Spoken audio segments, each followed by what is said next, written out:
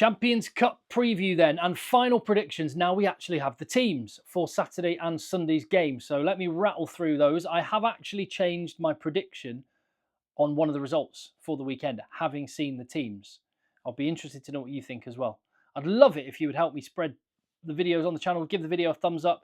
Leave your comment down below. Hit subscribe as well. I'm not going to cover Friday's games because I did those in a video yesterday when the teams were already announced for that. I've predicted Cast by 4 against Munster, and I've predicted Sale Sharks by 7 at home to Racing 92. But as for the other games, let me get into Saturday, and I cannot wait for this matchup. The Bulls hosting Northampton Saints, and the Bulls got a pretty meaty pack right there. Wilco Low, Elric Low are in. Akker van der Merwe starts at hooker, the Angry Warthog. No Ruan Nokia, and that will affect their line out a little bit, but that's a pretty savage pack, isn't it? And the back line's not too shabby either, even without Kurtley Aronson. So I did predict the Bulls were going to win by 6 points in my prediction yesterday.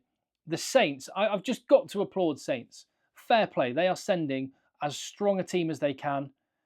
They're taking an opportunity, Phil Dowson said last week, to have some time together as a squad, but they're just going for it. Interesting selections. I mean, I'll come to the back line in a minute, but in terms of the pack, Joano Augustus, a man of Cape Town, playing against the old rivals at the Bulls. That's an interesting subplot. Henry Pollock, 19 years of age. If he can mix it with Coetzee and Elric Lowe and Hanekom, then he's making a statement about what a good player he is. And Alex Cole's picked on the flank. Ordinarily a second row, can play in the back row. I think my guess about what's going on there is an extra line out forward. And bearing in mind, it's at altitude and it's going to be hot. I think Northampton Saints are intending to kick the ball off the pitch quite a bit to get a bit of a breather and attack the Bulls line out, which does not have Ruan Norkia. That could be a smart tactical move. We'll wait and see if that's actually what is going on. But that's my thought about why they've picked Alex Coles on the flank. And the back line is stacked. That is pretty much a first choice Northampton Saints backline. No Berger Odendahl, which is a shame for him that he can't play in South Africa.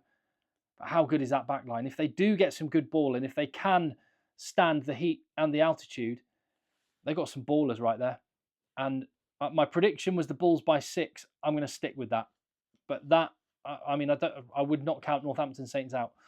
That's the 1 p.m. kickoff, UK and Ireland time, which is 3 p.m. South Africa, 2 p.m. in France. The 3:15 p.m. UK and Ireland time, that is, kickoff is Ulster versus Bordeaux. And it's a really good Ulster team that they have picked.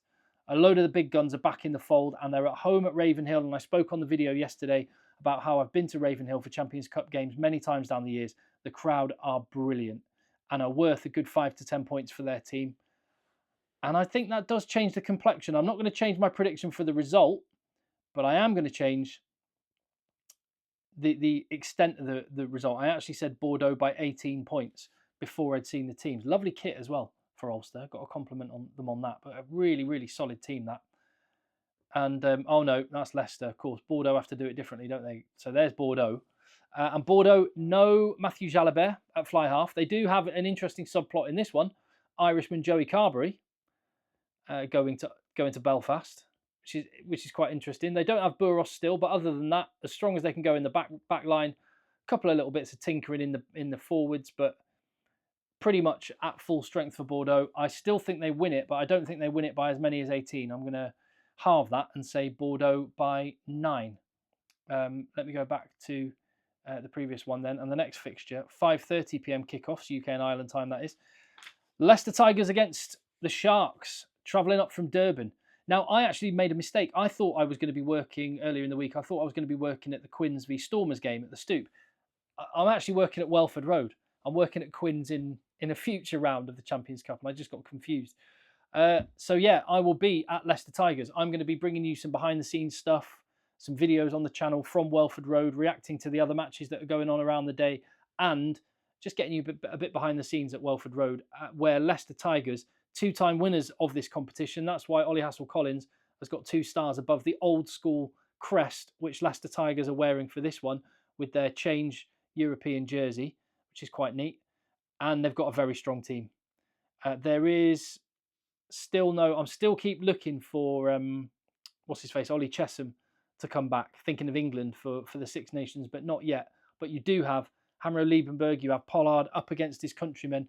Leicester Tigers are going to be good at home. Up against a Sharks team, which is not bringing Oxenche, Bongi and Banambi, Mr. Incredible, Vincent Koch, Irban Etzebeth, Sia Khaleesi, the other Shituka, Vincent, is it? Lacan Yoam, Andre Esterhazen, Grant Williams, Makazole Mapimpi. I mean, so many amazing players they've left back in South Africa, and yet that's not too shabby a team. Again, watch out for Ethan Hooker. That is a future Bok right there. I like him. He's big, strong, powerful, and yeah, I think it's only a matter of time until he's in the box ranks, I should say. My prediction for this was Leicester by 10. I'm going to change that and go Leicester by 15. I think just purely there's so many great players that are not there for the Sharks. I think Leicester, yeah, I'm going to think they're going to win by maybe just over 2 scores. The other game at 5:30 p.m. UK and Ireland time, Leinster against Clermont. And another fixture where I'm delighted to say the away team are sending a good quality team as the away team. Leinster, I still think will have too much. My prediction was Leinster by 15. Geordie Barrett getting a first start in the blue of Leinster, wearing 15 with no Hugo Keenan. I mean, look at this, right? No Hugo Keenan, no James Lowe. Who else have we got? No Kieran Frawley. Those 3 players in the back line. Still no Sheehan or Furlong in the pack. And I mean, look at that team. Internationals, absolutely everywhere. Internationals on the bench. RG Snyman still on the bench. It's frightening. And I still think Leinster will win, probably by about 15 as well. But Clermont, fair play. They're bringing a bunch of their big name players.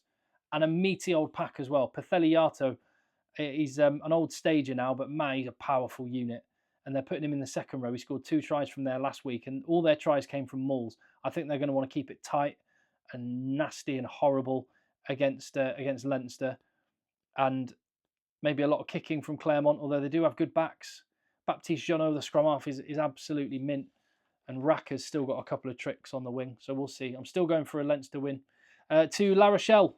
This is the 8 o'clock kickoffs now, UK and Ireland time. That's 10 p.m. in South Africa, 9 p.m. in France, and it'll be 9 p.m. when they kick off on the West Coast. La Rochelle, serious looking team, sort of getting on the older end of things in a lot of positions, but that's just pedigree and experience, and they look ace. Mind you, watch out for the young guy, Jegu, on the flank, who was the man of the match last week. He looks very, very good, and I predicted La Rochelle by 14 before I saw the teams. Now, I have seen the teams and seen that they've had to squeeze Stephen Luatua in the second row. A bit of a square peg in a round hole there, not perfect. They're missing the fly half, AJ McGinty, went off injured last week, so the youngster Worsley's coming in. I mean, I hope Bristol just have a go for it. I hope they get good weather so they can. I predicted La Rochelle by 14. I'm going to go La Rochelle by 20. I just think they'll have too much power, but I reckon Bristol should just go to that game and try and score, try and get a try bonus point. Go for 4 tries, and then if they get 4 tries, you never know, they might get themselves a losing bonus point, or even better. But there we go. That's my prediction for the game. On to Quins. This is the other late kickoff. Quins against Stormers, and the Quins. Marcus Smith has signed a new contract till 2028. That's a big boost for the squad. They've got really good players on the bench, actually. Will Evans on the bench is an interesting one because he was so important for them in this competition last year. I'm wondering, is that just form for Will Evans, or is that maybe the way that the breakdown is being officiated and he can't be quite as effective? Or with a 6-2 split, are Quins just looking to have a massive impact in the last half an hour of a game with guys like Kenningham and Will Evans coming off the bench? We'll see. Iskro, Murley and Green as a back 3 is pretty sexy, I have to say. As for the Stormers, well, yes, they've got a whole team's worth of players that are out. There's no Malherbe, obviously no Kitsoff. There's no Dweber. There's no Van Heerden. There's no Evan Ruiz. There's no Dion Ferry. There's no Herschel Janchis. There's no Sasha Feinberg and Gomazulu. There's no Damien Willemse. There's no Warwick Hallant. There's no Salman Hartzenberg. There's no Ben Loader, which is a shame. His old rivals, London Irish rivals. There's, I mean, so many players, Dan Duplessis, so many players that are either out injured or in a couple of cases have been rested. But Dave Ewers coming back to England's pretty cool. Salman Murat being back fit is pretty cool. And what I will say for Stormers, even without their players, last week against Toulon, they were really spirited, especially in that first half. I am nonetheless, no, I'm going to stick with my prediction. I said Quins by 17. I think that'll be about right. Benetton versus Bath. I have changed my prediction. Benetton, I mean, they've gone full strength. Internationals everywhere. Ignacio Brex on the bench. Thomas Gajo on the bench. It's a great 23-man squad, that. And Bath have rotated a bunch of players. They are trusting their squad. They've changed up a lot. Will Johan van Graan regret that, or will he be right to put faith in his squad? I said before the teams were announced, Bath by 7.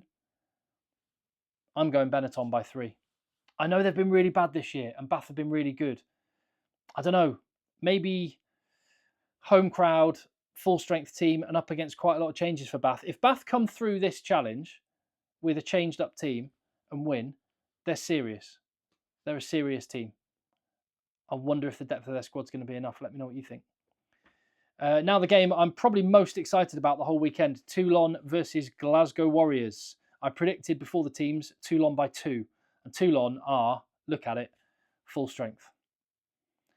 Charles Olivon comes back in. Lewis Ludlam's in. Carl Sinclair's in. Dave Ribbons. And yeah, they've got quality players absolutely everywhere. And they've got good players on the bench as well. Halahagu is in and around the French team now. So they're getting much, much better and coming into some serious form. 5 wins on the bounce for Toulon. I predicted them by 2. Looking at Glasgow, a little bit but like Bath, they have made some rotations. Jamie Doby on the wing, George Horn on the bench, both the Ferguson brothers on the bench. No Hugh Jones. There's other players as well. Not in a strongest Glasgow team. How much of that is rotation to preserve workload? A lot of these players have played a lot of rugby for Scotland, through the autumn. And they've got big URC matches coming up. Big games against Edinburgh coming up over the next few weeks. I don't know. Or are they banking on, with that bench, a bit of a second half blitz? I'm changing my prediction from Toulon by 2 to Toulon by 8. And we've got on to Sunday then. Stade Francais versus Saracens. I went for a Stade 5-point win before I saw the teams. Stade are going for their first choice team. That back line, some great players. Dakawaka and Jeremy Ward and Leo Barret. They've got some absolute class in their back line and on the bench. But so too do Saracens with Liam Williams back. And that pack is legit. And even Juan Martin Gonzalez on the bench. I'm changing my prediction from Stade Francais by 5 to Saracens by 5. So that's 2 results I have changed. One in favour of a Premiership team and one in favour of a URC team. And finally, we have got Exeter Chiefs against Toulouse. Spoiler alert, I'm sticking with my prediction of a comfortable Toulouse win. Toulouse by 28 points. Henry Slade at 10 is an interesting one to watch. And what a day for Stu Townsend, who is up against Antoine Dupont and the cast of superstars that are Toulouse. Not really any surprises there. No Malvaca is interesting. Capawatso is out, but Blair Kinghorn comes in on the bench. And Juan Cruz Malia in on the wing. Francois Crowe into the back row. I mean, it's just frightening levels of talent. I'll stick with my prediction, which means I am going for 9 home victories, 3 away victories, 3 wins for URC sides, 4 wins for Premiership sides, 5 wins for top 14 teams. Yeah, and 5 of the matches I've predicted will be within 1 score. I can't wait to see these games. They get underway in just a matter of hours. I'll be making videos on the channel right across the weekend. So keep checking in and I'll see you on the next one.